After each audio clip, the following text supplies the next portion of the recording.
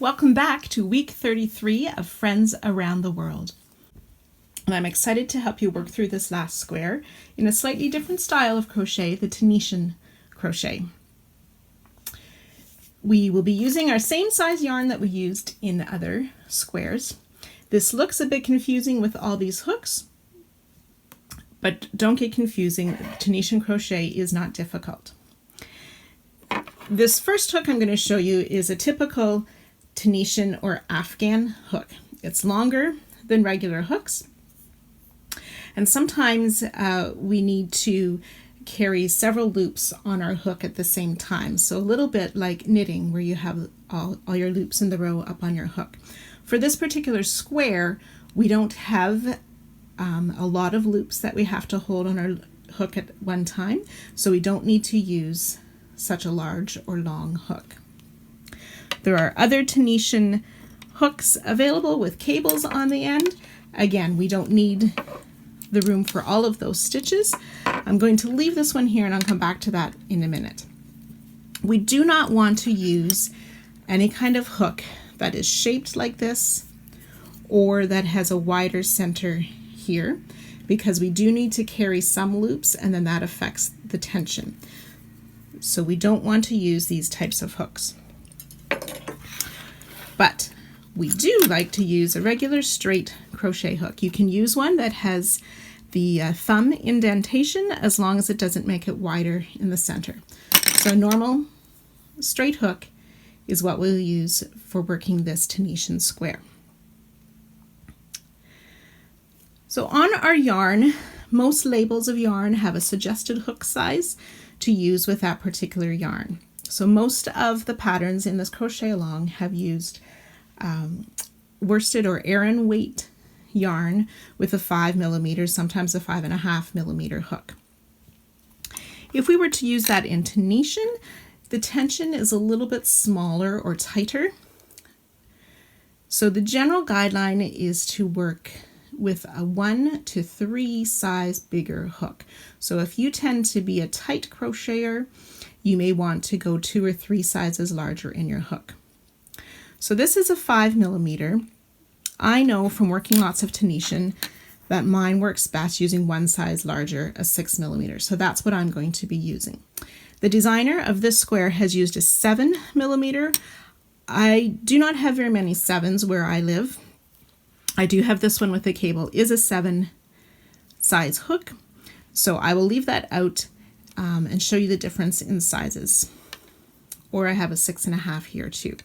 So we will work a beginning swatch first. And so if you're very new to Tunisian crochet, please do this swatch so that you get used to what the style is like, and to choose the appropriate hook size. So I'm going to start with my favorite hook, the 6mm hook. So you can try, if you think you're a tight crocheter, I would suggest going to a 6.5 or a 7 hook for the first try of our swatch. So you get your supplies ready and I'll be back with you in just a minute.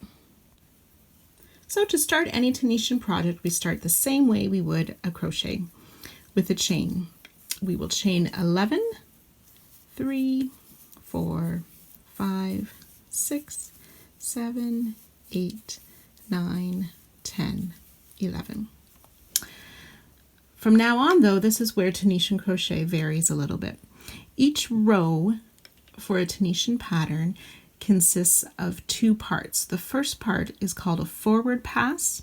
That's where we work our way across the chain and we pick up loops and leave them on the hook. The second part of each row is what's called a return pass. We take the loops off the hook. So forward pass, we're picking up loops. Return pass, we are taking the loops off the hook. So often to start in Tunisian patterns, we turn our working chain to the back side, and you can see how we have this extra little bump or loop on the back. We want to pick up the one that's in that very first chain. So sometimes if you're pulling this too tight, that back bump is hard to find. So try and keep that loose as you work into that first bump. You insert your hook, yarn over, pull the yarn through. and you leave that loop on the hook to join the first one. So there's 2 loops on our hook. Insert in the next back bump, yarn over, pull the loop through. We'll continue working down each of those 11 chains.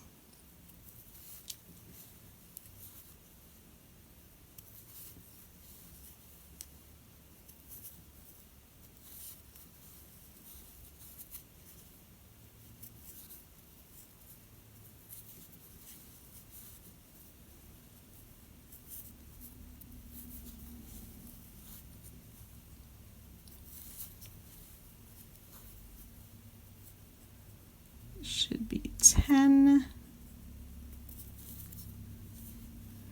And the last chain in that back bump. Okay, so we picked up a loop in each of the 11 chains, plus we started with a loop already on our hook, so we should have a total of 12 loops on our hook. 2, 4, 6, 8, 10, 12 loops. So that is the forward pass. Now you should be able to slide your hook through fairly easily. You don't want it really, really loose, but if the hook doesn't slide, you're working too tight. You need to be able to slide those loops on and off the hook. Okay, now we get to the second part of the first row of our Tunisian crochet. So most places you learn Tunisian will have you yarn over and pull just through that first loop to start, sort of creating a chain, and then we yarn over and pull through 2 loops. So when we pull through the 2 loops, it's the one that we just pulled through before plus the one that we picked up, and that's how we take off each of the stitches going across. However, this designer does it just a little bit differently, so I'm just going to put these loops back on my hook. So instead of doing just that pull through 1 at the start, she likes to yarn over and pull through both loops. Pull through 2. Now the difference is, it's hard to tell on the first couple rows, the difference is what the loop looks like after we're finished. It will match what they look like on this end. So I'll show you that again in a few rows just so you can see the difference. So yarn over, pull through 2, all the way down the row until all the loops are off the hook. So it's the last one, and then we're left with 1 loop on the hook to start our next row. Okay, so it's fairly loose at this point.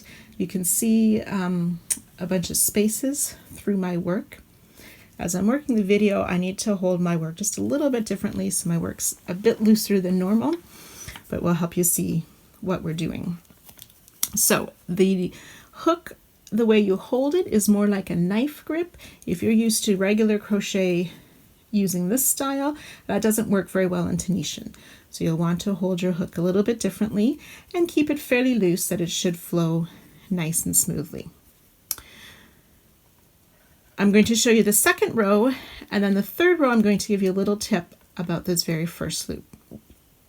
So let's look first of all at our row here. You can see how we now have what we call a vertical bar. Those are those loops we picked up, and it loops around this horizontal bar where we pulled it through.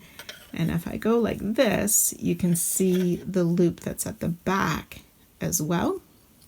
Most stitches we use this front loop to work under. There are a few that use this back loop, but most of stitches in Tunisian we're using this front loop. So we don't work this very edge one, but we will insert our hook under that next vertical bar, yarn over, pull the loop up. And we'll continue that across the row.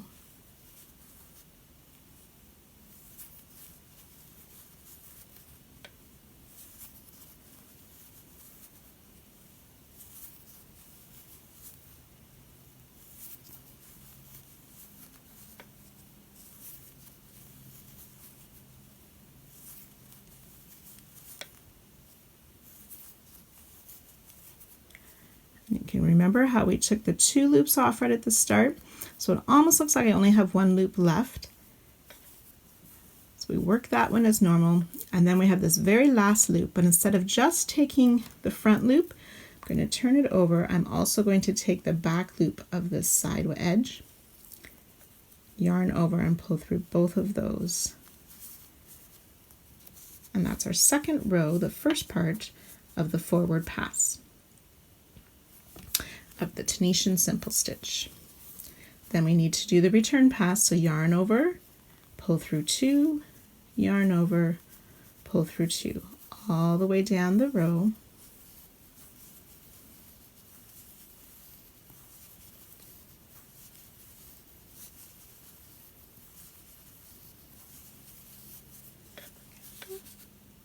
Now when you're doing your return pass, I know I hold my yarn a little bit differently than some. If you're used to wrapping your hook and keeping fairly tight tension, you need to be careful to relax that a little bit on the return pass, otherwise it will tighten up your work a bit more than they want.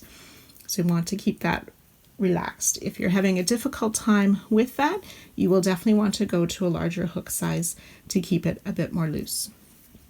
So now you can see how my first couple of stitches here on this row, they form sort of a V shape, and we're starting to see that happen on this side as well.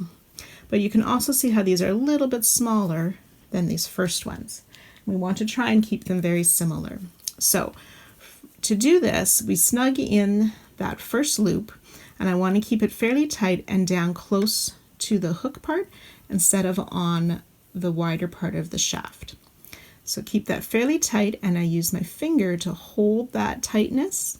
Insert your hook in the next bar, yarn over, pull through, and I've kept that first loop tighter, so now it is similar in size to the first one. So if you find that first stitch getting loose, that's a good tip to keep it the same tension. And then we just continue to work, sliding under that vertical bar, yarn over, pull up a loop, all the way down the row. And remembering when we get to the end, we don't just pick up the front loop, we turn it over and get that back side of the loop as well. Pull the yarn through. Okay, so we should have 12 loops on our hook. 2, 4, 6, 8, 10, and 12 loops. And we just continue to work that return pass, yarn over, pull through 2,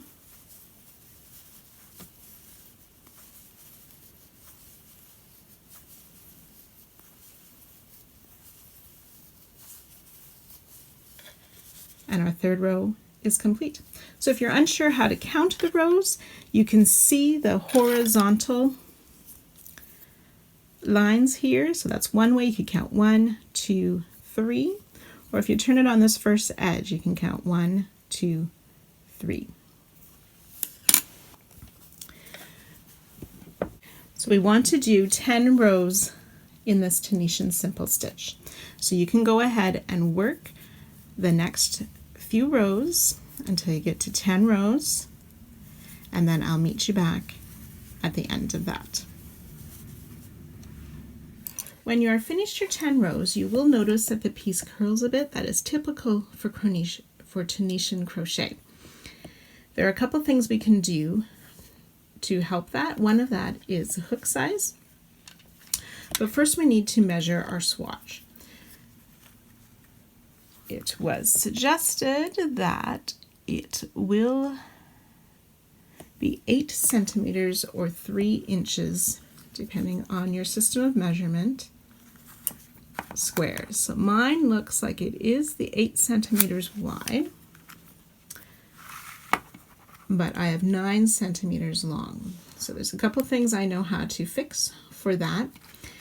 So I show you that. If you're too large overall, you will need to go down a hook size or 2 and try it again. It's important to get this first part proper size, or your square won't fit in with the other squares.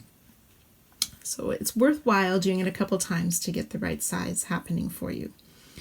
So mine is fairly accurate width-wise, but a little bit tall. So when I pull up my loops, I tend to stretch them just a little bit too high, which gives a little extra height. I'm going to go down a half a size of hook to a 5.5 and rework my gauge swatch to see if I can fit a little bit better in my tension. So once you have your sizing at the 8 centimeters or 3 inches square, then we will continue on to the second part of this. So once you have worked your swatch to the measurements that are given, the 8 by 8 centimeters or 3 inches square, then we need to finish off or do what's called a bind off for this center part of our square. So for binding off, we only work the forward pass, working across. We're not picking up loops this time. It's basically, we are just doing slip stitches across the top, but we enter under the vertical bar like we do for the normal stitch, pull up the loop and pull it through the loop that's on the hook. You want to keep this fairly loose. Sometimes I've even gone up a hook size to do the bind off. So once you've done your stitch, you don't want to snug that loop on the hook too tight, so that will lay evenly across the stitch.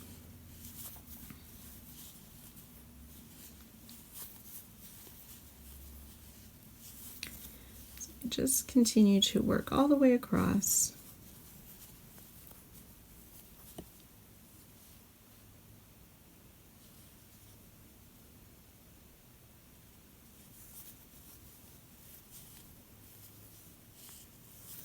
And then when we get to that final stitch on the side, again, you'll insert your hook through the front and the back part of that loop and do the bind off there.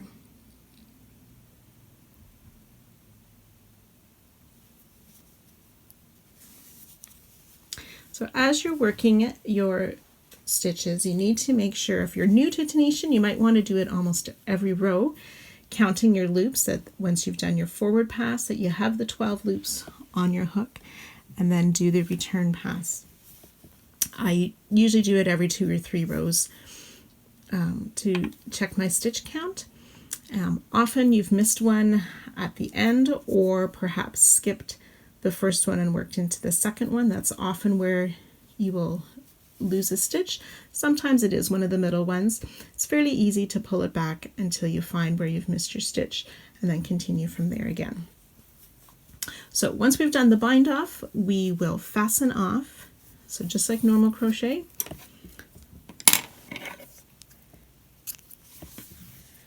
And that is part 1 of our Tenation square. And if this is your first time, well done.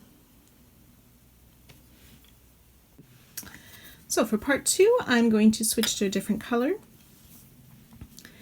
To do this part, we want to attach our yarn on the bottom right hand side. So when we worked our stitches, we will have those 10 down the side because we did the 10 rows. So that very first row has these, sort of makes that V. Insert your hook under both of those loops and join with a slip stitch as we would in standard crochet.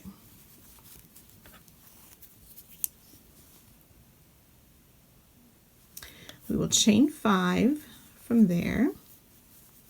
3, 4, 5. And again, we will work on the foundation row the same as we started our swatch or our first square. So you turn that chain over and into the very first back bump, you insert your hook. I always find that's a bit tight for me.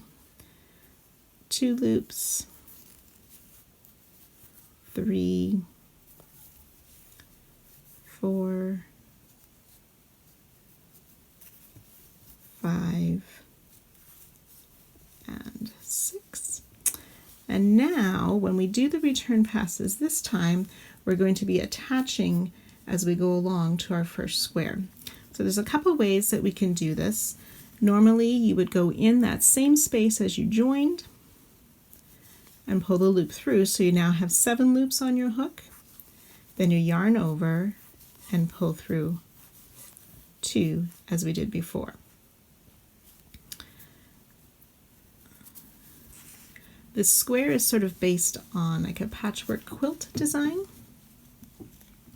So if we turn our hook or our piece over, you can see this extra loop behind each of the stitches. So a horizontal, almost like that bump that's on the chain, but down a little bit underneath of it. If we insert our hook on that bump to pull up our yarn, you can see how it sort of folds this over, and you'll see that edging then sort of outlining each of the square. And then you just yarn over and pull through 2 to complete the return pass.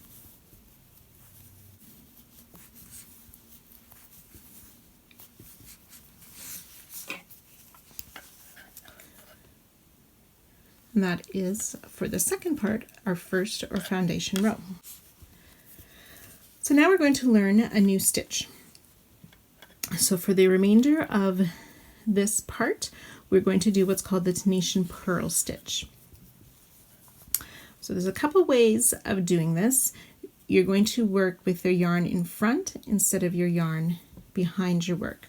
So when we did the simple stitch, our yarn was behind. We inserted our hook in the loop, yarn over, and pulled up a loop. That was the simple stitch. This time we want the yarn to be forward. I use my hook to bring that yarn to the front, and then I insert my hook under that first loop, and then I use my hand to wrap yarn over and pull up a loop. So now you can see how we have this extra little loop across the front, which makes the purl stitch. So bring the yarn to the front, under the loop, yarn over, pull through. Yarn to the front, under the loop, pull through.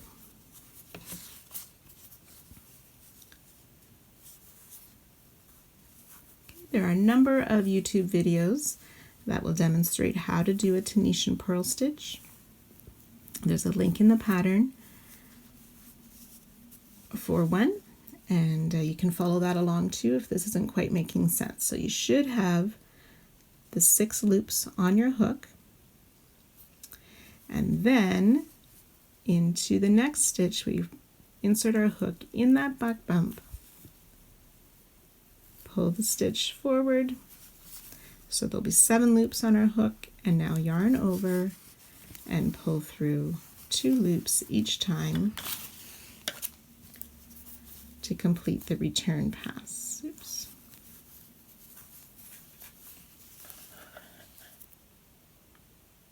We'll continue working our way along this edge using purl stitch each time. And remember, just bring your yarn, so you can lay your yarn in front if you prefer. Put your hook under the loop, grab the yarn to yarn over. I've just gotten used to using my hook to move that yarn to the front.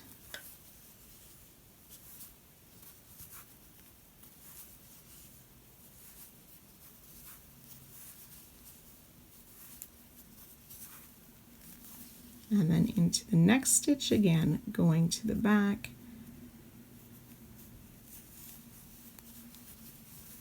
And pull through 2.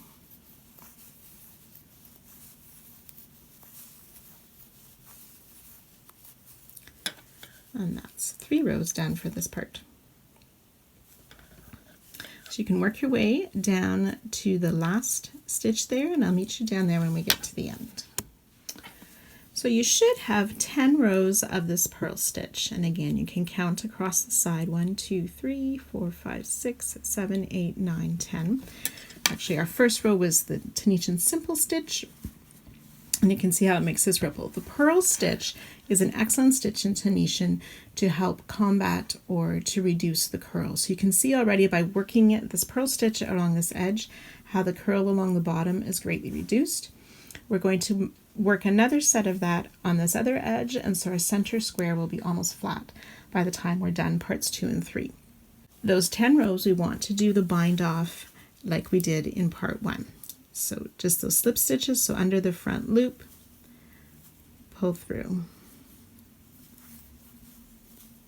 2, 3, 4, 5, and then we just connect into that top corner. Oops. To finish off. So for part 3, we are going to turn our work this way, and starting in the first row, so that side stitch of the first row is where we will join our yarn. And then we will make this part exactly the same as we did part 2. So we'll chain 5, 1, 2, 3, 4, 5, and then remembering working in the back of the chain, in that back bump, we will pick up our loops. So 1, 2, 3, 4, and 5, and that should give us 6 loops on our hook, and we want to insert in that back loop. It's a bit trickier on this side to find that back loop, and that's where we will attach the row. Yarn over and pull through 2 for our first return pass of part 3. And I'm working that purl stitch on each one. Again, draw the yarn to the front under that first front bar or loop, yarn over, pull through, yarn to the front, insert hook, yarn over and pull through. Continue that 3 more times.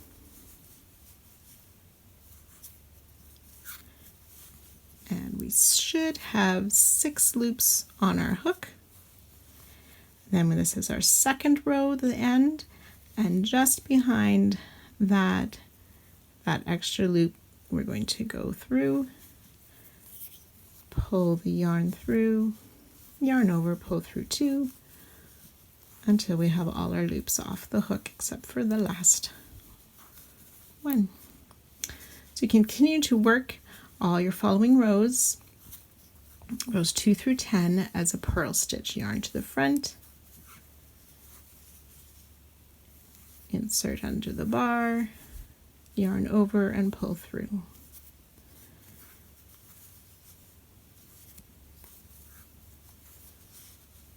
Our next side loop, and behind that the extra loop.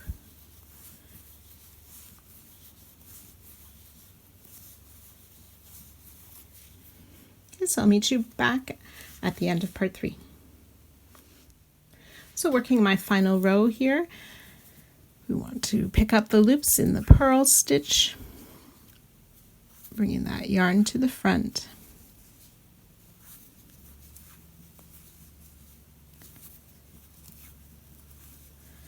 Until we worked through all 5 stitches with 6 loops on our hook. And we should have one last row to attach to, finding that back loop.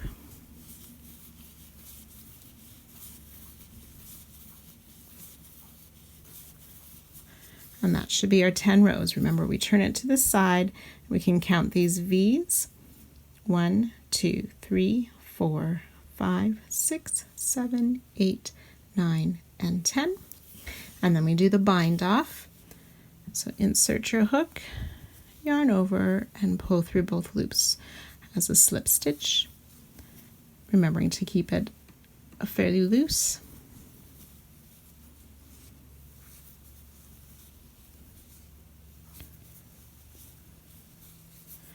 And then just joining to that row across the top of our work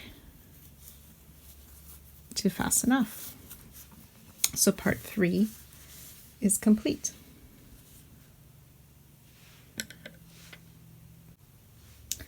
As parts 2 and 3 were similar, we're now going to work parts 4 and 5, which are the same stitch pattern as well. So it doesn't matter which way you have your piece. Either of those ways, we're going to work across the long side. So taking your next color, we will attach it in that top right-hand side of one of the purl stitch patterns.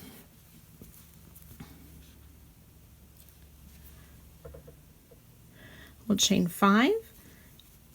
Oops. 1, 2, 3, 4, and 5. Then remembering to turn over and working in those back bumps of each chain, we'll yarn over and pull up a loop. 2, 3, 4, and 5, which should give us 6 loops on our hook.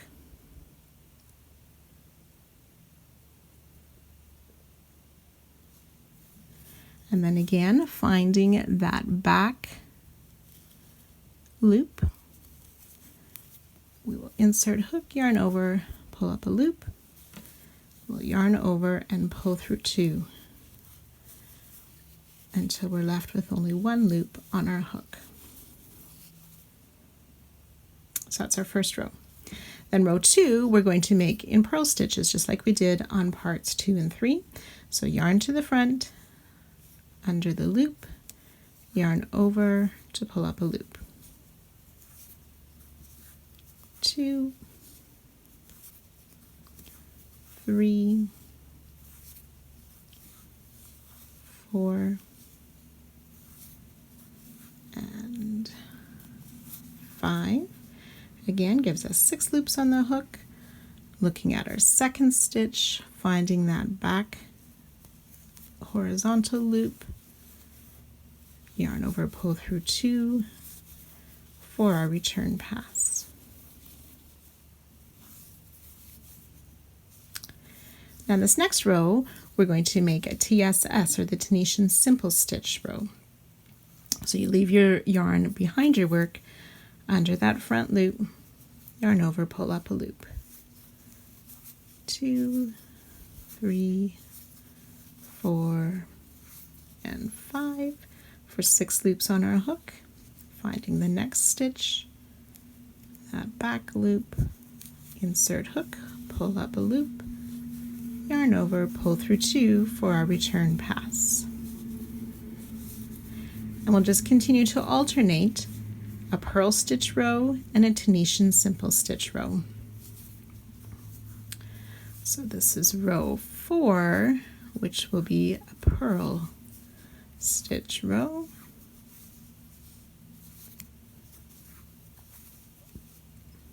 And finding that next stitch on the side and the horizontal loop behind to attach our row, yarn over, pull through 2 for the return pass. Okay, so then you'll continue with row 5, which will be TSS, a Tunisian simple stitch. It's sort of going to make almost like a ribbing style of stitch pattern that you will do. So that will be rows 4 through 20. So I will meet you at the end. Just be careful. We've already worked a bind off stitch. We need to work in that first row as well, or the back loop there behind that first row to continue. So I'll see you back here in a little bit. So at the end of part 5, make sure you do the bind off row, attaching it to the top of that next row there. So for parts 6 and 7, we're going to be working around the shorter edge. So we're going to join with our next color at the top right of either part 4 or part 5. Doesn't matter which one. We'll be working on both sides of the square. So join that top right corner, chain 5 again, oops, 2, 3, 4, and 5,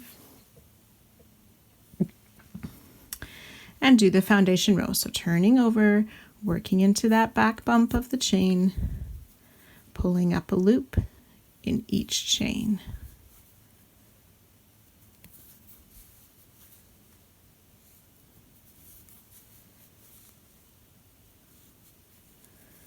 And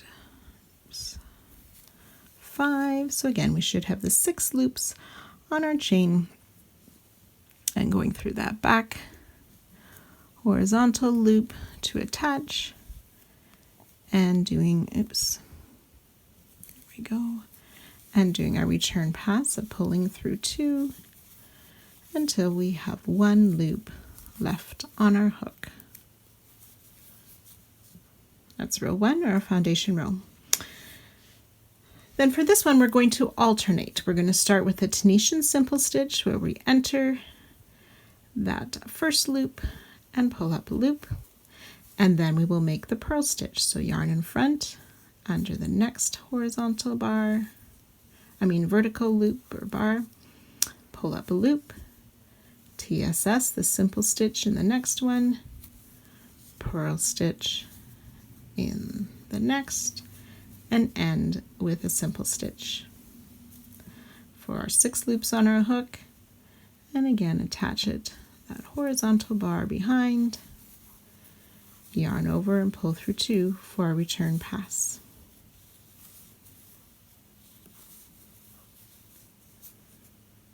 And we will continue that on each row. So always starting with a simple stitch, purl stitch next, simple stitch,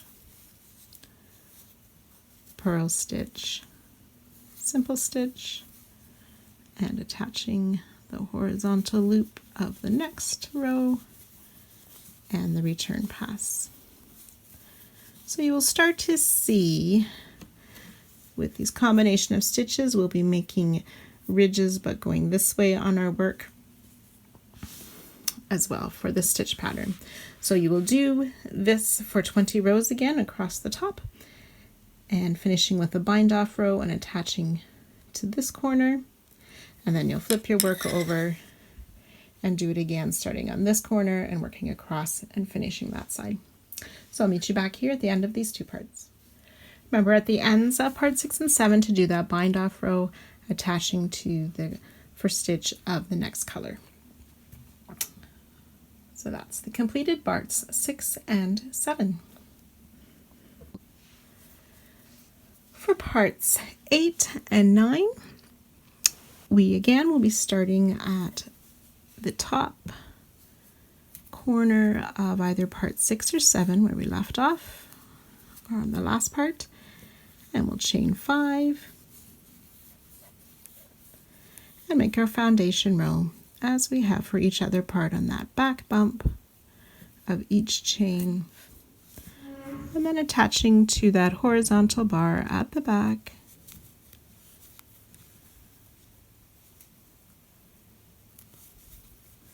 pull through 2 for our return pass.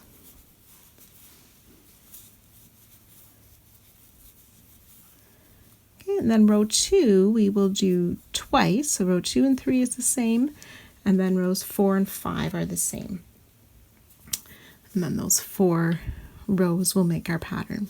So again, we will start with the TSS, the simple stitch, and then we will make the purl stitch, TSS, purl stitch, simple stitch, the TSS, and the back horizontal loop of the next row or the next stitch, return pass, and then we'll repeat the same sequence again for row 3, simple stitch, purl, simple, purl, and simple stitch, attach on that next row.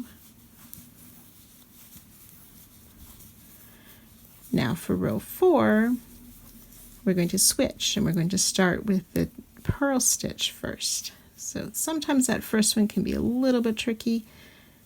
Just take your time. Simple stitch, purl stitch, simple stitch, and then ending with a purl stitch and finding that next loop at the back and the return pass. And then we'll do that sequence one more time for row 5. So again, starting with the purl stitch, simple, purl, simple, and ending with the purl stitch and attaching to that next horizontal loop, which should be the last one of that color, as that's our 5 rows.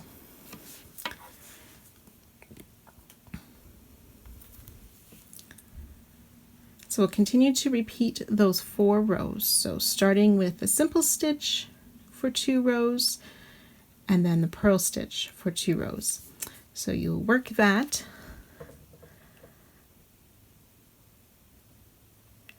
for 30 rows.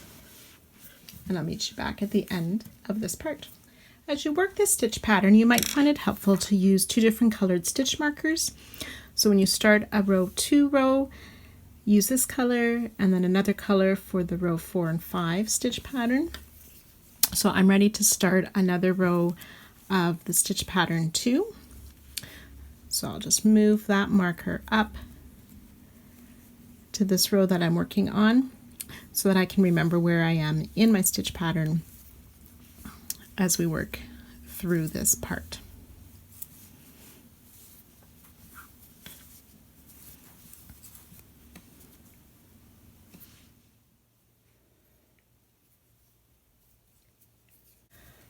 Part 10 and 11, it's suggested for this part that we use a little smaller hook.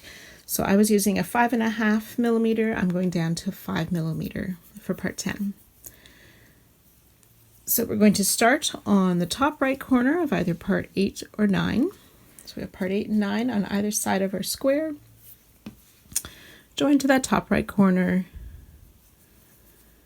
and make a chain 5 and our foundation row as we have previously.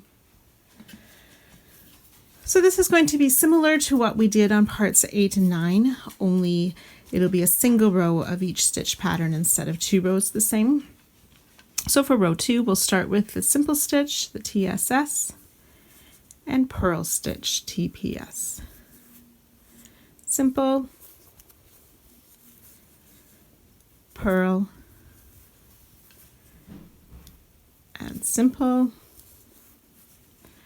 and then finding that next stitch, the back loop, and pull through 2 until we're left with 1 for our return pass. And then we'll reverse that for row 3. So this time we'll start with the purl stitch, simple, purl, simple, and purl. Finding the next row or stitch, the back horizontal loop for our return pass. So we'll continue to repeat those 2 rows, always alternating. We finished with a purl stitch, so this one we will start with a simple stitch, and so on.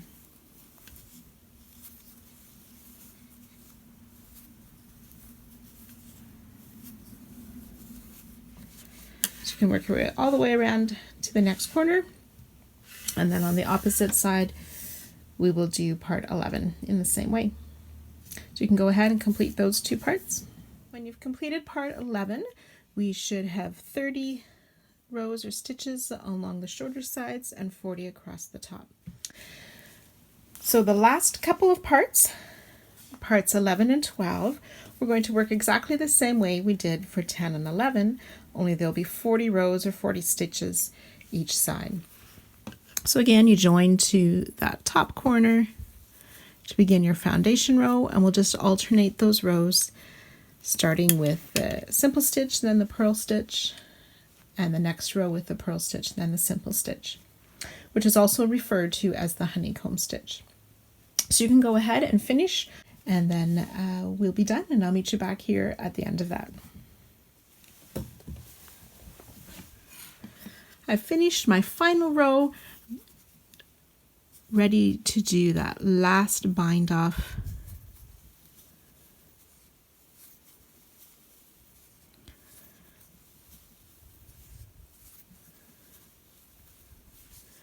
And then joining to the top of the next row and fasten off. Well done. If this is your first Tunisian crochet project, congratulations, and I hope you enjoyed it. You can go ahead and weave in your ends, finish those off, and then get ready for joining all our squares together next week.